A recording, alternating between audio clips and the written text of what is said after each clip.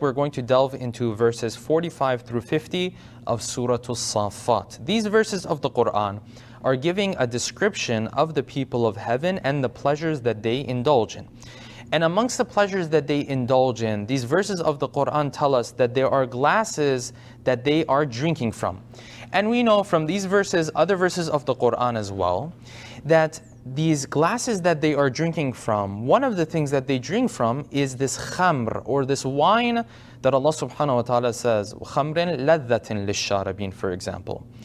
And the question that comes to mind, of course, is, I thought wine was bad. You know, in this world, this is what Allah subhanahu wa ta'ala tells us. Yes, khamr is a terrible thing. You are to stay away from it. So many ahadith and verses of the Quran as it relates to khamr as an intoxicant that we may not even be able to count them. So the question is, why is this khamr all of a sudden halal when it comes to heaven? This is what the Quran is going to explain now in these verses. Because the Quran says that when they are drinking from the wine in heaven, it's different from the wine in this world. The wine in this world, when you drink it, number one, you get that terrible headache and it leads to problems, physical issues, number one. Number two, this person is intoxicated. He opens his mouth. He doesn't really realize what he's doing. His judgment is impaired. The Quran says when they drink of the wine in heaven, they don't have any of these negative effects. لا فيها غول ولا هم ينزفون. Neither is there this moment where they have this bad effect physically on them, nor do they get intoxicated by this drinking that they are doing. So what the verses of the Quran are telling us is this, and this is a much deeper discussion, but I'll point it out very briefly. The Quran is saying, listen, if we point to a certain pleasure in this world, for example, wine, and we say it's a problem and you should stay away from it, we don't have a problem with the pleasure itself. It's the problems that come along with that pleasure that are a problem.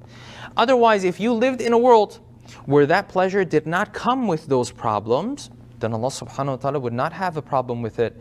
Therefore, the khamr that in this world, Allah subhanahu wa ta'ala has so many issues with it, and it's one of the greatest sins, yes, to drink from it. Allah subhanahu wa ta'ala in the next world says, yes, this khamr is completely compatible with heaven. Why? Because that khamr does not come with problems. And this is a general principle. Whenever Allah subhanahu wa ta'ala considers something haram in this world, it's not because it's pleasurable. No, that's all what heaven is. Heaven is full of pleasures. It's those pleasures that come with a baggage of problems.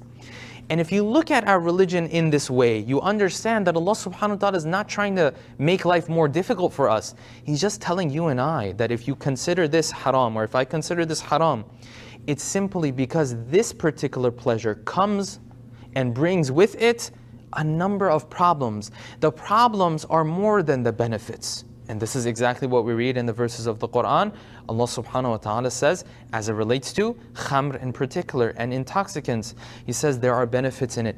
But because the problems outweigh it, this is definitely haram for us, and we are to never touch this. So if we look at religion from this perspective, we don't see God as this strict king. We see Him as a kind teacher who's telling you to stay away from sins because they will create more problems in your life.